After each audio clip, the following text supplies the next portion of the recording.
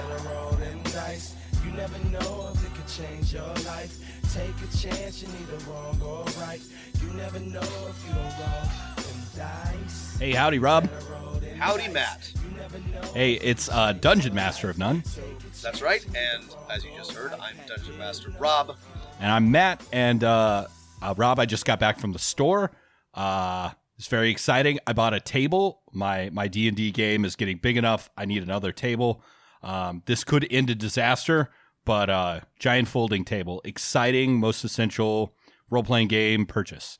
Extremely exciting advancement in your Dungeon Master dad development. Yeah, it's I have a long-term plan to someday have a dedicated RPG room. I will have to finish my basement and negotiate with my wife for that to happen. But in I don't know,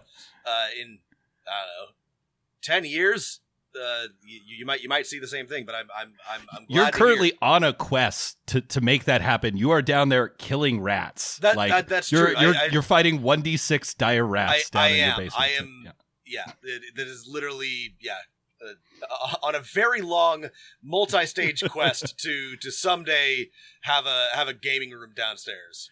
Listen, if you have a sweet gaming space in your place, send us a letter. Send us an email at dmofnone@gmail.com, because today we are answering your Dungeon Master questions about spaces, about dice, about troublesome players, and other systems. So that's right. We're here to do what we theoretically have always done, which is answer your questions inconsistently. And with dubious advice. But right. Listen, that's what we're here for. Yes, none of this constitutes legal or game master advice. We do not have a player dungeon master relationship. Listening to this podcast doesn't make that. But here's our first letter. Dear Matt and Rob, I've been running a D&D club at my school for a few years now, and I was thinking of mixing things up. I'm currently thinking of running D&D and Dungeon World. I haven't played in other systems before, so I'm wondering if either of you have any suggestions of other games. Sincerely, Jim. Jim mentions that she teaches students in grades 5 through 8, so middle school. Matt, I'm almost positive I know what you're going to say about this, and yes. I'm pretty sure I have the exact same opinion, which is I think you should look into OSR stuff.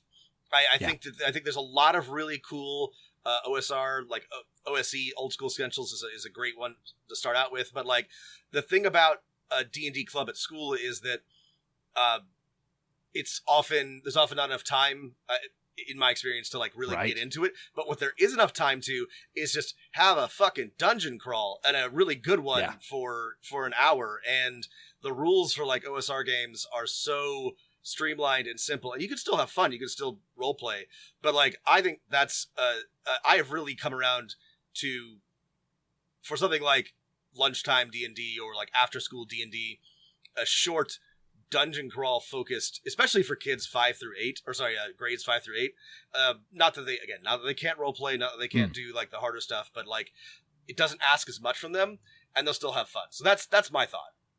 Right. And you mentioned Dungeon World, Jim. I think that's a really good suggestion. However, it is close enough to D&D. So I second Rob's opinion on OSR games. We're going to talk about one that I think will probably recommend, Shadow Dark, in a couple of episodes. Yeah, the problem is those are basically the same game, right? They're different rules for the same type of game. So, if you want to mix things up and do a game that is not fantasy, I think Masks: A New Generation might be just slightly too mature for grades 5 through 8.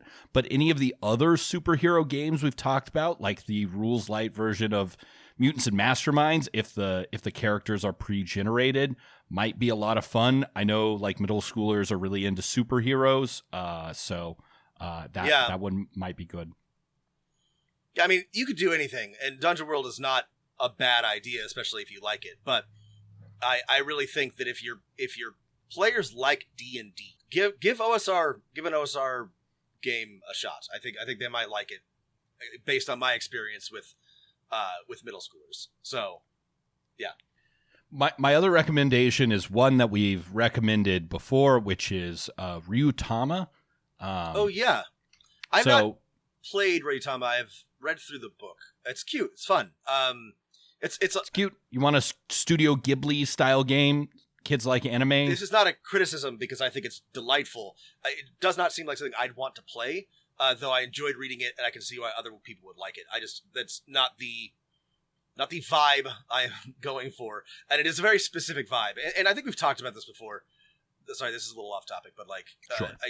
Some TTRPGs come with a very like specific feel and type of play, and if that's what you want, that's great. If it's not, obviously it isn't. And Ryutama looks awesome, and it comes highly recommended, but it is not really my type of thing. But your students might like it. You should take a look. All right, good luck expanding your D&D club to a TTRPG club. I think something everyone should do.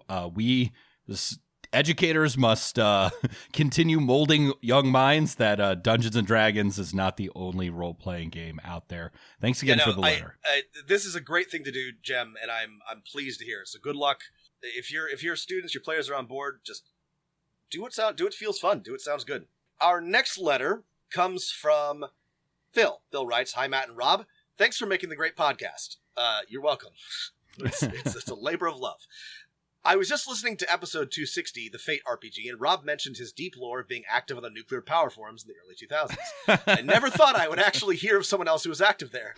I was a chronic lurker and still fondly remember the Mafia games that went on in the forums. Maybe I even killed Rob at some point. You didn't. Dear Penthouse, I never thought this would happen to me. I ran into an old member of a forum I was once on. Though I do remember the Mafia games. They were fun, but I didn't play. I did play, actually... We talked about this before. Did you do a play-by-post? I did a play-by-post on the nuclear forums. Wow. I don't even remember what game it was. It may have been entirely unstructured now that I think about it. It might have been a just play-by-post. God, this is so long ago. Anyway, I have... sorry. This is really fun to hear, Phil. I was too young to be interacting with anybody on the internet. My parents would have been mortified if they had known. I was like 14 when I started posting on the nuclear power forums. That's not too young. But, you know, I was a little dipshit. But I do remember learning a lot of things from people older and smarter than me and enjoying the early internet. Those were heady days. Right. Before... really did a number on your brain, though. It did. At least I was. Here's the thing: I wasn't on something awful like so many of our weird Twitter peers are, oh, no. And I think I could be much worse. I just experienced it secondhand. Phil continues. Anyway, I have recently started a new game in a new group running Exalted 3rd Edition, or a slightly homebrewed version of it to be more exact. I was wondering if you could make an episode discussing this system. Cheers from Berlin, Phil. Okay, well, so Exalted, for those who don't know, is like a high fantasy, explicitly anti-Tolkien setting that uses an iterated version of the World of Darkness storytelling system. Notoriously, I think it's telling that Phil mentioned a homebrewed version of the system. It can be a quite difficult system to really get all of the cool things that you want to do, but it's a really interesting world and setting. And I can't promise we could review the system, but I would love to review the setting because I think the setting is actually really interesting. Yeah, I've wanted to talk about Exalted, but like Matt, I'm more interested in the setting than in the system. So, good suggestion, Phil, and thanks for the reminder. Exalted's been on my list for a long time. We will get to that soon. It is something we wanted to talk about. Really one of the classics that's like been around since the 90s. One of the new classics, I should say. We should talk about Exalted because it is now, well, it's as old as we are, and there's not that many games that survived the early aughts onslaught of what do we want to call that the great dying, the grand extinction of TTRPGs. I don't know.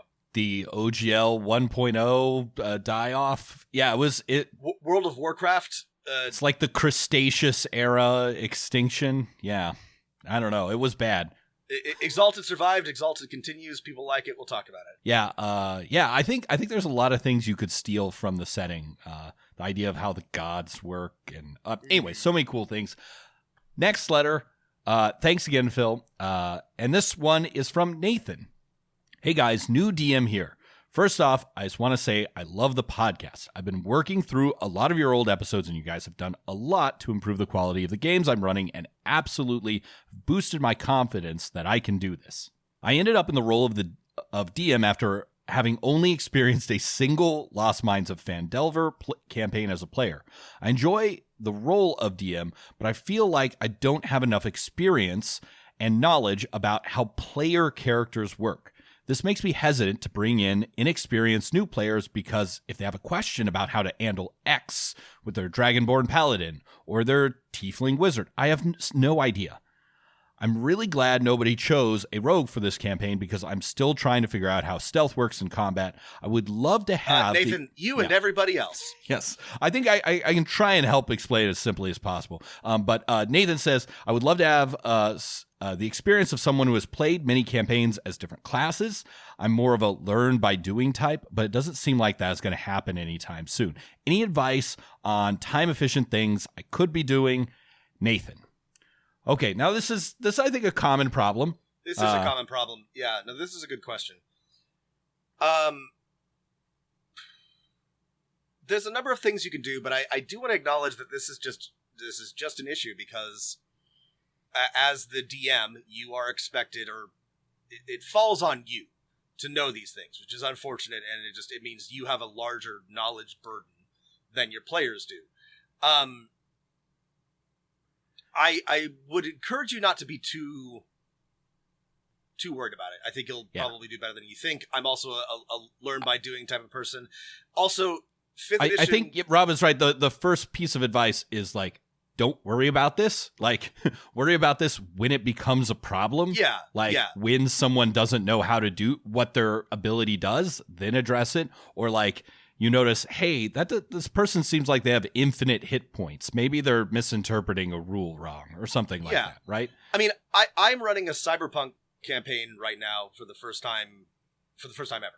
And I know the rules pretty well, but not anywhere near as well as I know the D&D rules. And I frequently have to tell my players, I'm sorry, I don't know what the range on that is. Let's go to the table. You know, I actually don't know what your role ability does. Let's stop and take a look at it. So you can also just let your players know that you don't know the system as well as you would like, and so occasionally you will stop and have to like reference the book, and if everybody's okay with that, that's no problem. The other thing is, if you want some sort of like practical advice, just make a character. I would do this for each of the classes that you think is going to be relevant. Just draw one up, maybe up to level 3, just so that you like read through the options, pretend as if you were going to make one, select them, and that'll, again, this is a learn by doing thing, turn those into NPCs that you might use or you might not use. Like, draw up a Dragonborn Paladin and a Tiefling Wizard and give them a name, select all of the things. D&D Beyond is really great for this. It gives you, really like walks you through the process, read all the abilities as if you were going to play this character in a campaign, and then just file them away. And a way to organize your thoughts with that is that Dungeons & Dragons 5th edition, like, you know, beyond the basic mechanics, like class abilities are like discrete packages. Like they could be put on cards. In fact, you could print off the player character D&D Beyond cards for the classes your players are playing and cut out the abilities under Tiefling and Paladin and just have them in cards behind your DM screen, because everything is there. With the exception of spellcasting, right, which is covered in the spellcasting chapter, and with the exception of how different classes get spells, which is covered in the spellcasting entry of each of the classes, right? Because those can be different based on classes, how they prepare spells, how they burn through their spells, all those things. But everything else, you know, is pretty much treated as like everything you need to know about this ability is printed on the card.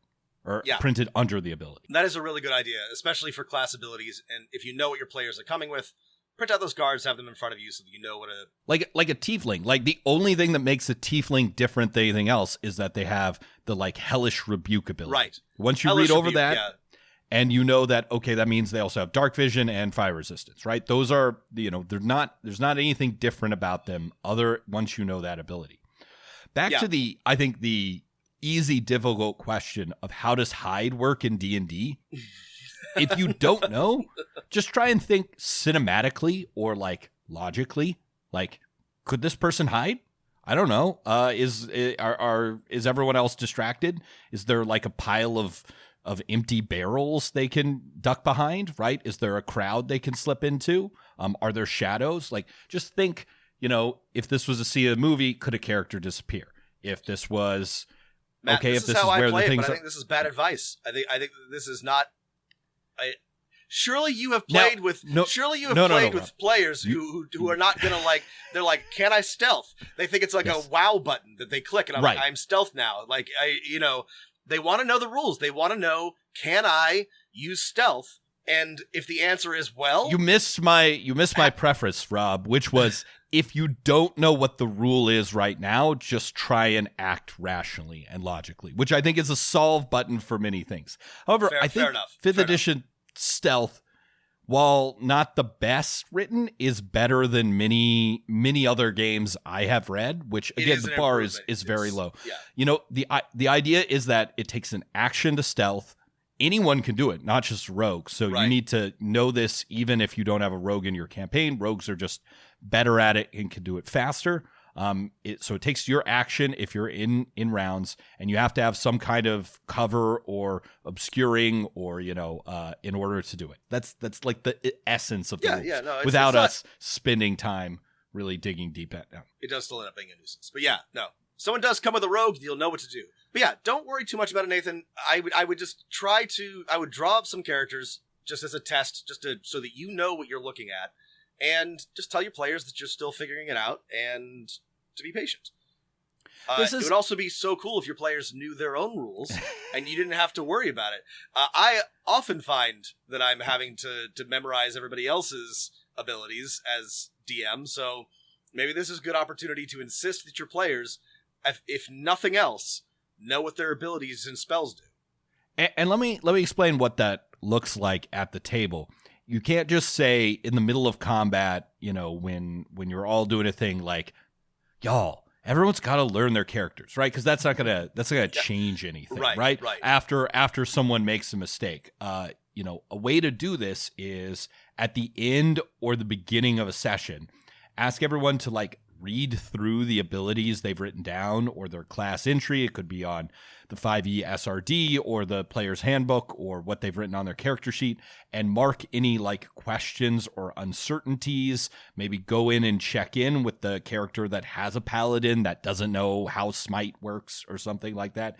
Take time out of your session if it seems like it's a problem. Yeah. Thank you, Nathan. This next letter comes from Devin. Devin writes, both a recommendation on systems to look at and a comment you had that you can't change a roll after the result in a Powered by the Apocalypse game. I guess the recommendation is Brindlewood Bay. And everything that's been carved from the Brindlewood system have the ability to move your roll up a success level by using a limited resource. I have played Brindlewood Bay, and this is the case. I guess I stand corrected about my you can't change a roll, but in most Powered by the Apocalypse systems, you can't change a roll. Brindlewood Bay is an exception, and it's a great game. We should do a whole episode on it. We should do it. I've also... Again, I've read Brindlewood Bay, and I liked it. I've not played it. Anyway, this allows the GM to be really lethal with failures, but then allows your players to narratively circumvent that by putting on a mask and avoiding death. I would love to hear your take on Brindlewood Bay or the Between or their new game, Public Access. Like Matt said, we like it. We think it's good. We'll talk about it. Thank you for the correction. Alternatively, I loved your take on Fate and would like to have someone explain to me how Cortex Prime is different/better. Love your stuff, Devin.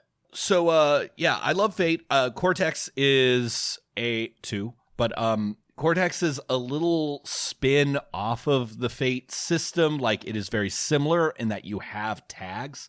I believe, and I could be wrong here, that the Cortex system was developed for the Firefly RPG, and then they made a generic version. The fun thing about the Cortex system is that it sidesteps one of our big complaints about Fate, which is the dice are not interesting. Cortex is all about having different kinds of dice, right? Your abilities could be a D4, it could be a D8, it could be a D12, and you get to have and use and roll all different kinds of dice. So yeah, we should do an episode on Cortex. Cortex Prime has a really slick website. This is very, again, my sorry, the reason why I'm impressed. Are you Googling what is Cortex Prime? No. Cortex Prime Explainer Reddit 2020. No, I just went to their website, which is really cool. It's a really slick website. I'd heard of it. I didn't know anything about it, and I'm going to tell you right now that all I know after the last 10 seconds is they have a cool website. I'm impressed by that because listeners, go to the Cyberpunk website sometime, or the Shadowrun website sometime. Oh God, don't go to the Shadowrun. The Cyberpunk game websites, and tell me if you think that they've been touched by a competent web designer in the past 10 years.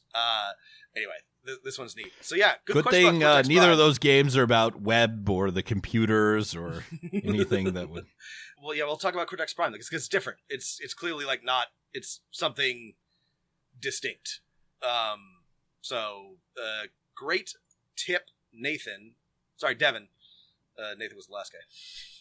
Great tip, yeah, Devin. Thanks, Devin. And thanks for the game recommendation. Next letter. This is from Adam. I have been a DM since I started playing, but finally met someone to DM for me and my daughters as players. We've played 2 sessions so far. After character creation, the DM revealed we were starting out dead. My daughter and I had linked backstories, but it became obvious my old wizard would die again, saving her character. During session 1, the dungeon master reveals my backup character that I had made had been the big bad in hiding all through the backstory I wrote, effectively taking that character from me. So I made another backup. Session 2, my first character gets captured, but now the big bad and the other characters are safe per my request. He then discords me privately and tells me my other character has been turned into a vampire and is now a weapon in the dungeon master arsenal. I'm somewhat pissed, but not sure I have a right to be. My Dungeons & Dragons circle is small. You're all I have to ask. Adam. Well, I would be pissed. Yeah, I think first question is, should you be pissed or not? And I would say yes. Yeah, you're absolutely right. It's up to you whether or not you want to be or feel like being angry. But that's a valid emotion, and I think that it is an extremely good reason to feel that way. I would also be upset. It is up to you, like sort of how you approach that. But this is more practically, this is not good. I don't like this. I don't care for this at all, and I'm going to tell you why. Yeah. Lay it on us. I do like incorporating your characters or backup characters or backstories into the broader story. What I don't care for is that you weren't consulted. And not just once, but like multiple times. And that's what's weird. I have been known to occasionally throw like a mild curveball at a player based on like something from their character backstory that I think they will like, and I'm usually correct, but it's never I'm taking away your character or I'm changing something about them. Right. It's like, you have a long-lost brother, or, you're receiving an inheritance from a distant relative, or, your rival is actually this and this and this. I would never The difference is you're trying to give them something based on kind of the teasers they gave you, right? Do something with this, and you're going for it, whereas, this Dungeon Master is coming in without consultation, just like, oh, sorry, no more backup character for you. Also, major red flag is when, and this is a common thing with both new or shitty dungeon masters. It could be either, right? And they're not necessarily like synonymous or exclusive, though. Is like this high concept thing that wasn't communicated beforehand. Like, it's a really cool thing to be like, everyone starts as dead. You're actually ghosts in the underworld. But like from the letter, I'm guessing it was like everyone made characters and then the dungeon master afterwards, like, actually, you're all dead. Like, yeah, well, okay, maybe I would have made a different character then, right? It it feels very new DM mistake here. It does. Yeah, Matt makes a good point. Like the type of thing that I was describing is meant to give you something to work with. This DM sounds like they want to tell their own story, and you are just passengers. Yeah, on the ride, which I don't think that's very interesting. I suppose that there are DMs that are engaging and interesting enough where if you're just sort of on a theme park ride, that's fun. But also you should know what you're getting into, and you should have agreed to be a part of that if you just want to, listen to a guy describe his novel. I don't think anyone is, maybe we're wrong, but I don't think anyone has ever had fun. I'm trying to be generous here. And so like maybe that's something that some people like, but I'm getting annoyed. Yeah, sorry. So to answer clearly, Adam, like you are right to feel this way, and I'm getting annoyed just thinking about it. What about not actionable advice? Yeah, not sharing the premise is also an issue. Because Adam mentions that their D&D circle is small, so I'm guessing that's a clue to us that, like, okay, they don't just want to quit, right? There's no one else to play or run D&D. They want to try and make this work. Well, we get questions like this all the time, and sometimes we don't want to be like relationship advice on Reddit, right? Where like every question is answered like, break up with them, dump the motherfucker. Right. We get a lot of questions where like my instinct is like, fuck that guy, don't play with him anymore. But like I would always like to recommend that you try to salvage the relationship first. And so I guess I'm not really optimistic about, again, just from what you've said about this person, but I would go to them and I would just say, I'm not enjoying this part of the game. If you can do a little like compliment sandwich and say, I like this that you do, but I really don't like when you take control of my characters, and that feels very frustrating and unfun. Turn them into vampires or whatever. Turn them into vampires. So can we maybe progress the story without, and without any additional surprises or twists that involve me losing control of my character or my backup characters, and just see how that goes over? I would start there. I mean, that is I think that's the start and the way to do it, because that is such a reasonable request that if this dungeon master gets mad or like, is unable to, after a moment or a beat or two, process this criticism, then I think that's your sign that it's probably not going to work, right? As long as you frame it as like, hey, we had fun. I'm so glad you're running for me and my whole family here. But, like, one of the things that I didn't like was my character got turned into a vampire. I want to play that backup character, especially because my other one died. Can we, if you're going to use something from my backstory or my character, can you just ask first, so I can, not run out of characters in this, I guess, very lethal campaign. Yeah. Yeah, I would start there and then just see what happens. Again, I hear you when you say your D&D circle is small. You may not have that many players. It's hard to find a DM, but you also don't have to. You don't have to play with somebody who sucks. Yep.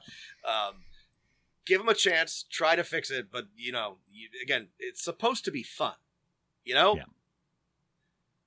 Okay. All right. Well, best of luck, Adam. Let us know if you hopefully you won't have to just jump behind the screen yourself because this doesn't work out. Good luck.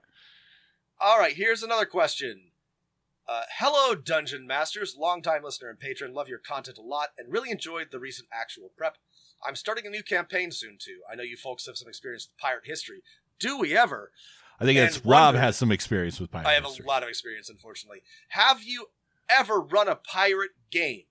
I'm very interested in something seafaring. Any advice or cool ideas are super appreciated. Sawyer. The answer is yes. Rob is has a graduate degree focused on pirates. Yes, I have done a lot of pirate history, and Matt, I don't know how well you remember this, but you and I spent the better part of a summer working on a pirate RPG, which we abandoned when we got distracted because we were teenagers. But we did start drawing up the rules for one. But I have run I have run Skull and Shackles, which I think is a tremendous pirate adventure if you stop midway through. That's right. It really like the first 3 installments of the adventure path are phenomenal. It also starts with what we consider a major no-no, which is the players, they're basically in jail, but they're press ganged onto a pirate ship. And no weapons, can't fight. There's the overseer of the ship will murder them if they get out of line. But I've run it twice, and it's one of the most fun openings to any adventure path I've ever experienced. So if you like Pathfinder, or D&D, strongly recommend Skull and Shackles. Episode 52 is our full review of Skull and Shackles. Check that out. 2 things on pirates is, one, I think we should all, stand up in the chat and applaud and pester Rob to give us another episode of Dungeon Master History where he gets into some interesting pirate stories on the channel. I think we should. There's some good ones that would be interesting, I think, for ideas for gamers for TTRPGs. And absolutely, I think we should also do an episode on like pirate world building, where we talk about like just a fun brainstorm some ideas for a fun pirate setting or campaign. I have long wanted to run a pirate themed Savage Worlds campaign because I think the system for Savage Worlds works really well with a swashbuckling pirate adventure.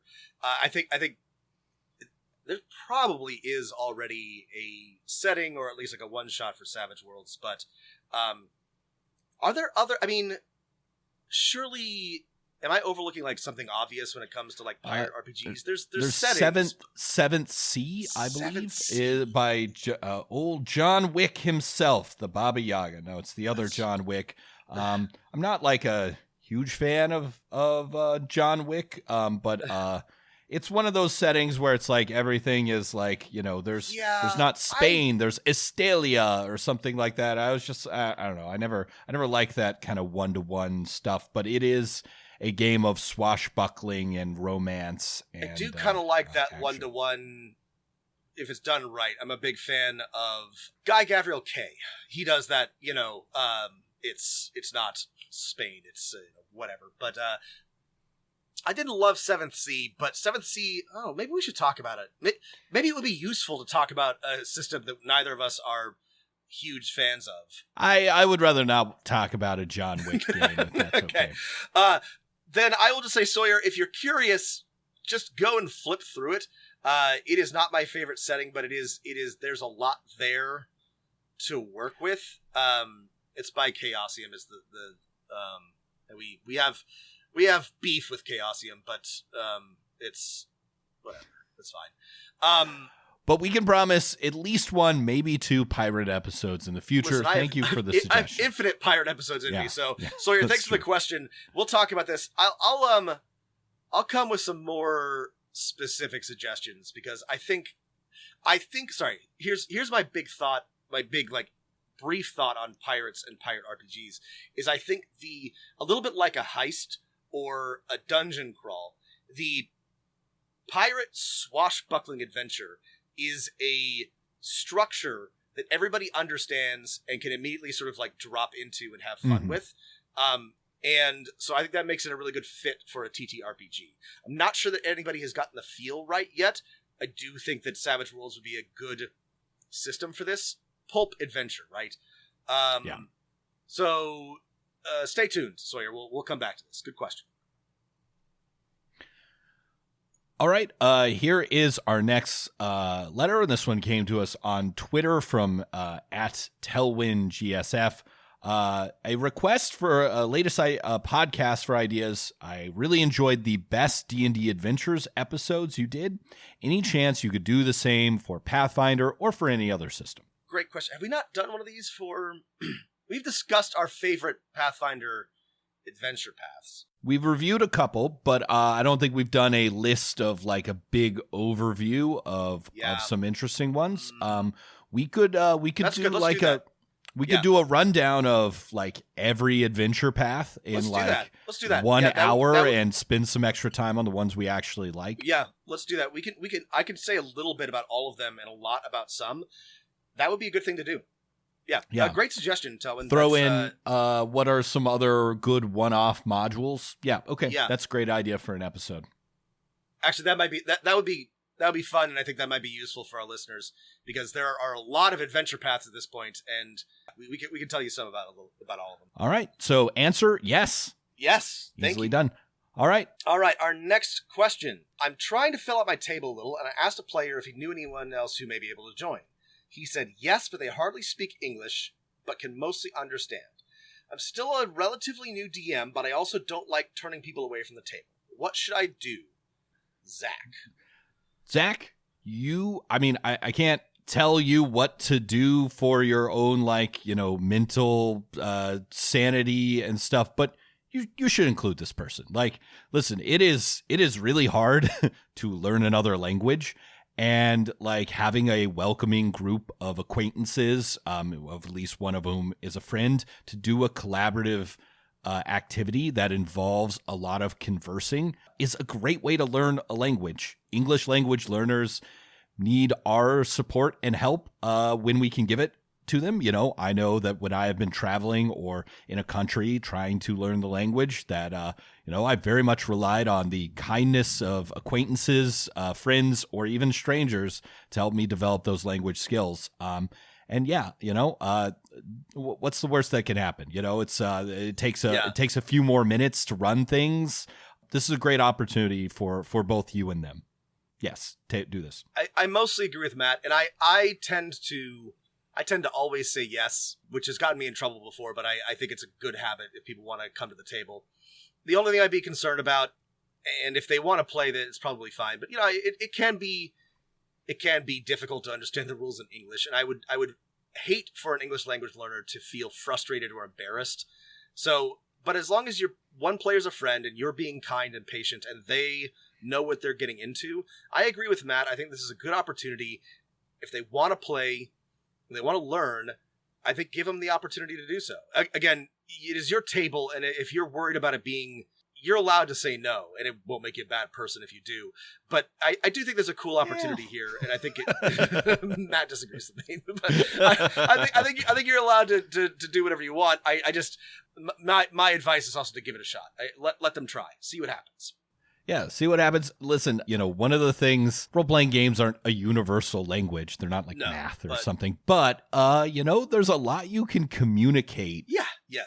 With, especially if you have visual aids like pictures, character sheets, the way role-playing game languages are written and, have a lot of math and numbers. And the way you can role-play without talking very much is really great. And, I've had English. I've never had anyone at this level of limited proficiency that I think you're describing, but I've had English language learners at my table before, and it's been great. So I've had players with English as a second language, and again, not this level of proficiency, but it was fun. And they had a good time. Give it a shot. All right. Thanks, Zach. Here's our next letter. I've been listening to you guys for about 6 months now, and I am a big fan. I just want to say that your latest episode was amazing on the second Dungeons & Dragons movie. Wrath of the Dragon God. That's right. Rob remembered the title. Good job. I could not. I was recently sick and had this movie on my Plex to watch at some unknown time, so I binged it. And the threequel, Book of Vile Darkness, on the same day. I gotta say, it was great hearing you guys critique it and giving it the credit where it was due, where they actually did get a few things right. I look forward to your Book of Vile Darkness movie review soon. Spoiler, there's titties. Keep rolling, Whoa. Rob. Wow, they really pulled it on the stops for the third one. Listen, I may need R-rated Dungeons and Dragons movie. I might need a little several month break before I watch another Dungeons and Dragons. But I do in 1 year. I feel like we do eventually have to get to it. I also I hope our listeners like it, because I gotta say I do enjoy our Dungeon Master movie mindset episodes, and I wouldn't hate talking about more movies. You may have noticed we have several friends who are who actually like know about cinema. It's a lot of fun, like have actual like degrees and things. So it's a lot of fun to have them on and talk about terrible movies. So if you like it, please do confirm, and we'll do some more of them, because those are always interesting for me. Yeah. Thanks, Rob. Thanks for the letter, Rob. All right, this is from Bennett, and had a question for us about feats. So here's the question. Quick question. I'm DMing my first campaign and it's going well. However, we're about 8 sessions in, and the players are starting to talk about leveling up to 4. At the start of the campaign, I stipulated no feats. I hate them in 5e. I think that the death of joy would make it easy to be a lazy role player in combat. But these relentless ingrates are testing the fences. So my questions. 1, am I out of touch, or is it the children who are wrong? 2, do you have any suggestions for getting some feat-like abilities to players who desperately want them, maybe via weapons or a plot event? 3, should I allow one player to take Warcaster at level 4 as an exception to the rule, or is that just asking for trouble later? Bennett, yeah, so let's take these questions one at a time, right? Is it out of touch to not want feats? I think it is valid to not want feats, and we must recall that feats are technically an optional rule in 5th edition. Yeah. I personally like feats. I think that they are pretty mild and well written in 5th edition, and they give players a bit more flexibility. I actually give out feats for free in almost all of my games, because I want to throw more challenging combats at them, and I want to give players a little bit more to work with. That being said, I totally understand not liking them, and I don't think that it is out of touch to say no feats. I do at this point though think that your players are gonna want them, and look, I want to be the good dad. I want to be the cool dad. I want to be the cool DM. I want them to like me, so I give them feats. It's hard to say no. I mean, the thing is, a lot of 5e feats basically, they come in a lot of different flavors. I think the most common type is they allow your character to do something that cannot be expressed by the regular class rules. Yeah. Like, okay, I want to be a barbarian who can cast the speak with dead ritual. Okay, yeah, you could get a ritual book through the magic ritualist feat or whatever. And I understand why players would want those types of feats. And there's also like there are some that like enable, I think, very interesting combat stuff. Like maybe you want to be like a living wall and like use your polearm to stop people from moving through you, or you want to be really dangerous to mages and like get up close and like interrupt their, like there are feats that are cool for that. There are also like you might get your players, they all take lucky. And that's annoying, and they all just like they're like it's lucky is optimally the best feat to take level 1. Yeah, that's annoying. But like I do think that like if it means that they like get an additional ritual or a cantrip or something that like allows them to be a little bit more diversified or to play to their backstory a bit more, I think that's fine. But yeah, and I understand the like critique, especially against feats that are just like a straight up mechanical buff, like which is technically like lucky, or some of the things that just like let you re-roll damage. And I sort of think that our letter writer is describing the type of feat that like could be replaced by a more creative take on combat, right? Like, Polearm Master actually is really just about describing I am attacking from reach or something like that. I mean, or setting up a shot. Polearm Master weren't required to do what Polearm Master allows you to do, but in the absence of that, it's And in that case, I would say that feats, like one of the things you can do if you decide to take some middle ground or you decide still to say no, which is your right, is to try and encourage your players to really be creative in combat and hand out advantage or other mechanical benefits for the creativity that you want to see, that you are afraid that feats are going to kill. Hand out those advantages like candy, right? If you want your players to do them, right? If you want to say, I'm taking the high ground, or I want to try and make a cleaving attack through 2 enemies at once, or I want a powerful attack, or I'm attacking defensively. Give them the mechanical benefits, and I think you will see the reward. Okay, wait. Next question is, should you give out feat-like abilities via weapons or plots? And I think the answer to this one is definitely yes. boons. Feats make great boons or charms or magical rewards or just riders to a weapon. Why not a great sword that has the benefit of great weapon attack 5 times a day? Yeah, Matt. I mean, you could plug your half feats here. Yes. I think those are.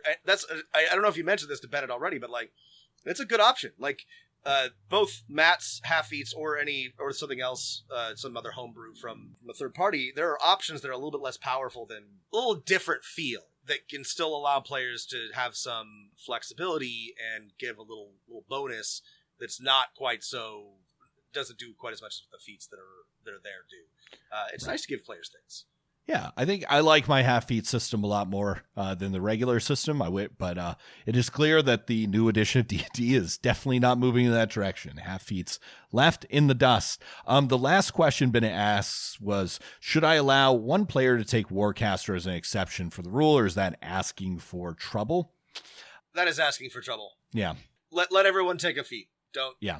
I mean, it sucks. It seems like you got somebody who wants to take Warcaster, and there's a good reason for it, but you don't want to give everybody a feat. But either give them all feats or give them no feats. Yeah, I would also, honestly, I would give someone Warcaster and at least the mechanical benefit part of it, and give them another feat. Like, I hate that Warcaster is a feat, right? Because it's the feat that like polices what is in your hands. Like, oh, you can cast a spell while holding a shield or something like that. I mean, the attack of opportunity spell thing is maybe what they're after. But if it's the hands thing, I hate that, because 5th edition in the rest of its core rules kind of moved away from the action economy relating to what is in your hands, drawing and stowing. I hate to worry about that. And I prefer to hand wave it. Like, what is in your hands is in what you want to be in your hands is in your hands. You don't have to throw your bow on the ground. You're an action superhero. It's back in your quiver, unless there's like something that you've figured out that just really makes the game unfun. Yeah, I agree. All right. Good luck, Bennett. Good questions, Bennett. Thank you. All right. Here's a question from Paul. Hey, Matt and Rob. I'm a big fan of the show. It is exactly what I've been looking for in an RPG podcast. Your dulcet tones and valuable insight has made my work tolerable for the last 3 months. Thank you. It makes me very proud, Rob, when people are listening to our show at work. You should always listen to podcasts at work. That's great. Listen to podcasts at work. One of the things that makes life enjoyable these days. Yes. Anyway, I have a grab bag of questions I'm hoping for your insight on. What is your stance on dubious acquisition of RPG content? I personally have done it in the past and read all sorts of books. The way I see it, it is equivalent to going to the bookstore and looking at a book but not buying it. That said, I have never played a game without buying a legitimate copy of the book, and nearly every TTRPG book I have ever bought has been because I liked what I saw online and could see myself using it. Because of some websites that are now taken down, lots of my hard-earned dollars are now in the hands of creators when they otherwise wouldn't be. I don't really see it as anything but good for the hobby, but I know some people have other takes. Let's answer this one before we go on to the rest of it. Let's pause here, because this is a big question, This is a big question. Piracy, great for campaigns. Is it bad in real life? It's a good question. I'm going to get myself in trouble. Okay, sure. Well, here, while you think about your words carefully, No. I think I'm of the opinion, just as a first principle here, like establish things, is that I don't think piracy has really, hurt any big company out there. I don't think it really, hurt the sales of any of the major RPG publishers, especially Hasbro, Wizard of the Coast. I just don't think it's an issue that it can be proven with any thing. And people who are like, the pirates, if it wasn't for the pirates, I would have been a millionaire as a independent tabletop. I just think you're wrong. I agree with Matt. I avoid being too specific about, like, I don't know. I don't do. I'm not getting involved in certain leftist political discussions. But on this, I am an anarchist. I believe. Rob, is it Marxist to pirate? It is not. Point Break, the movie. Bakunin would have liked it. I think information wants to be free, and I think piracy is a victimless crime. I know these are this is maybe more strongly stated than it should be, but this is genuinely how I feel. I do think you should buy a book if you like it. I don't think you should pirate like small creators if, you know, they're clearly like scraping by. But like, also, if you do and you weren't going to buy it, like, here's the thing. If you weren't going to buy it, then you wouldn't buy it. Like, piracy is not a substitution for a purchase.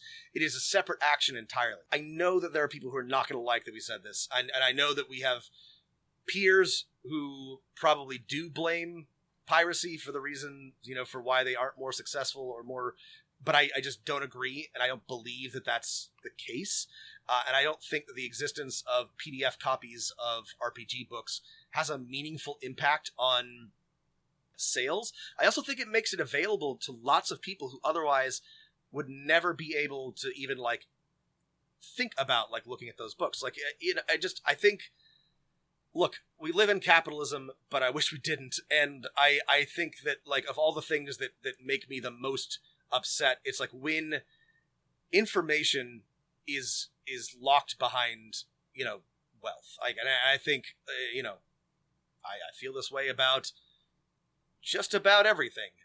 And I'm a person who, you know, who has created things and would like to make money off of my words and art and whatever. But like, I would rather have somebody read something I wrote if they stole it than, you know, not read it at all. And, yeah, sorry, this is a long answer. I do feel strongly about this. I think it's okay to pirate TTRPG books.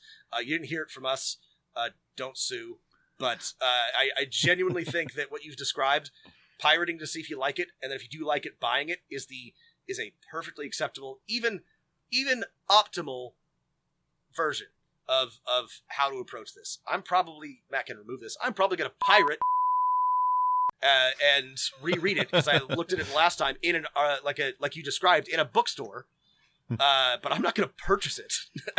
I'm not going to buy a version of but I need to review it now. I'm thinking about pirates. Anyway. Okay. That's my answer to this question. Yeah, I think, you know, I don't really have the like sophisticated enough like moral or ethical like philosophy to know whether this is good or bad, but I know it is good to buy like role-playing game books from people you want to support who are doing cool and interesting things. And so I do that. I mean, not to justify anything, but I throw an irresponsible amount of money at like Patreons and like random Kickstarters from people that I like and small creators. I mean, books I will never read, by the way, but I'm, you know, maybe someday. I mean, right now, I think there's probably only one company that really doesn't need any money in the TTRPG space. I think you probably guess which one that is. Yeah. You know, I don't know.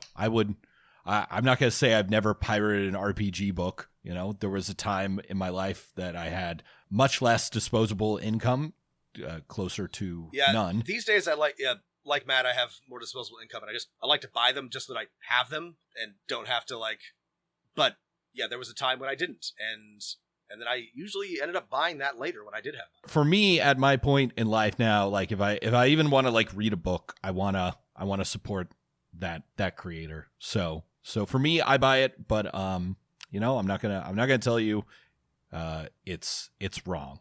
I don't know. Great, I'm not your dad. Clearly, great question, Paul.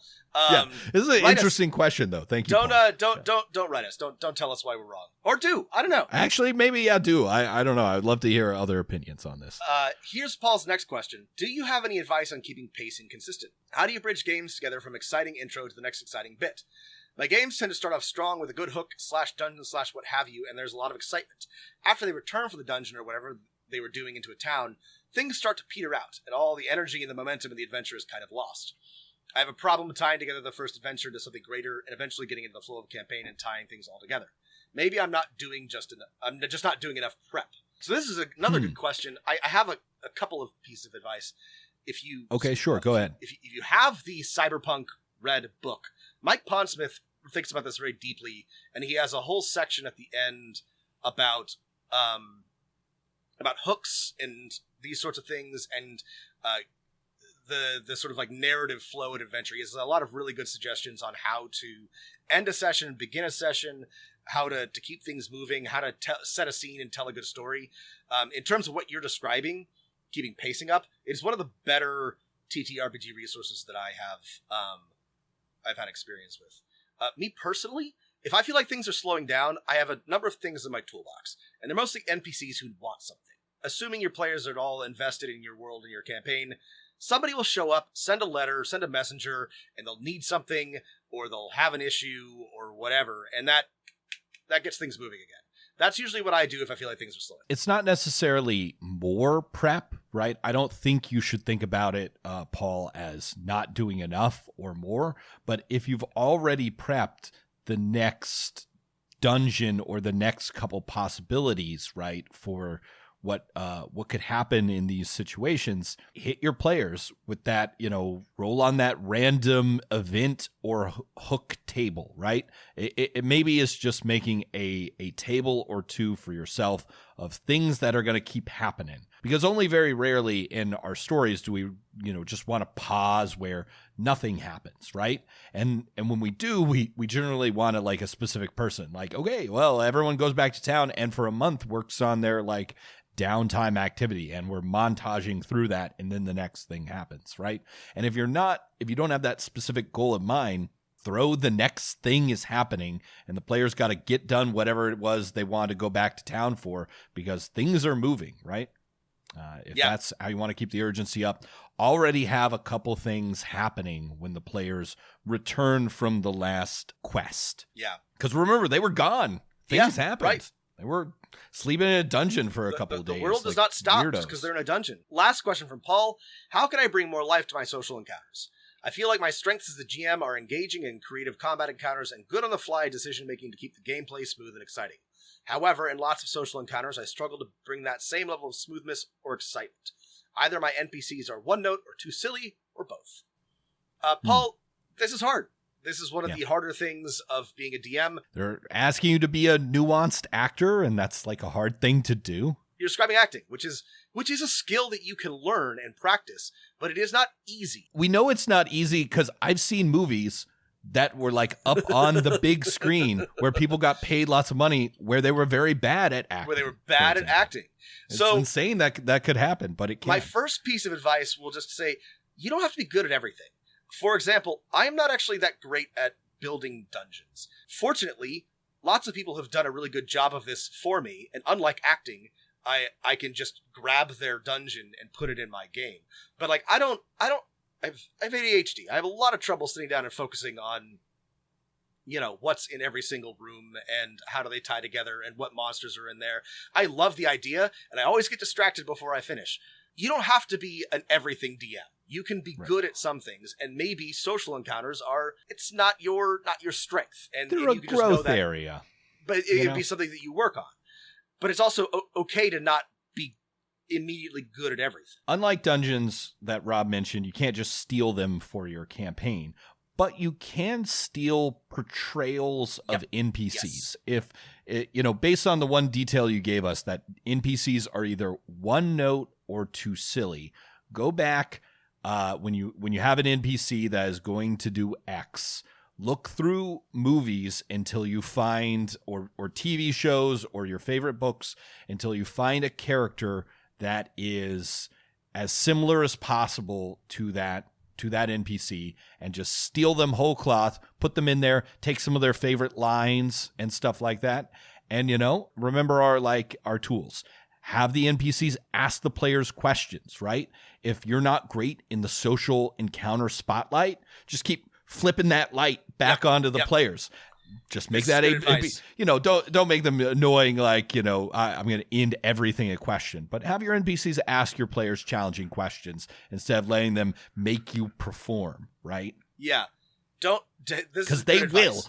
Don't let those bastards make you do a little monologue. Just ask them a question and turn it back on them. Don't dance for them. Yeah, they're gonna try to make you do a thing, and put them on the spot. Ask them what their player character would do. Have your NPCs ask them difficult questions. This is good advice. Yeah, and just characters from TV or from movies that you like. Use their voices. Use their mannerisms. You don't have to tell your players what you're doing. Don't, but. If you in your mind are picturing, you know, somebody from a TV show that you like or a movie, and that's fine. Like that's the mercenary captain they meet is Pullo from HBO's Rome. There, just go with that. Just take some of their lines. Pullo in my mind before I've you know, just have somebody that ask yourself how they would act, and then do that. That is a really easy way, and then just work on it. Like this is something that you can practice, and acting is hard. Like Matt said, people get paid lots of money to do it badly. So don't be too hard on yourself if you never get great at it. But you can continue it's okay. You can continue to practice and have it be a growth area. All right, everyone. Thanks for listening. Keep writing in with your suggestions for role-playing game systems. We got a couple other suggestions to talk about. Maybe list. Cyberpunk Red again, Gumshoe, Delta Green. Thanks all for sending in your systems. Keep them coming, right? We will probably get to almost all of these eventually. And thank you for your thoughtful Dungeon Master questions. If you have one that you want to send us, again, that email address is dmofnone@gmail.com. And while you're at it, leave us a rating or review on iTunes or Spotify. It helps people find the show. Thanks for listening, everybody, and keep rolling them dice. When I was just a lad, looking for my true vocation, my father said, "Now, son, this choice deserves deliberation. Though you could be a doctor, or perhaps a financier, my boy, why not consider a more challenging career?" Hey-ho-ho, you'll cruise the foreign shores. Sing it, lads! Show him you've been practicing! Out of doors. True friendship and adventure are what we can't live without. And when you're a professional pilot, that's what the job's about. Upstage, lads! This is my only...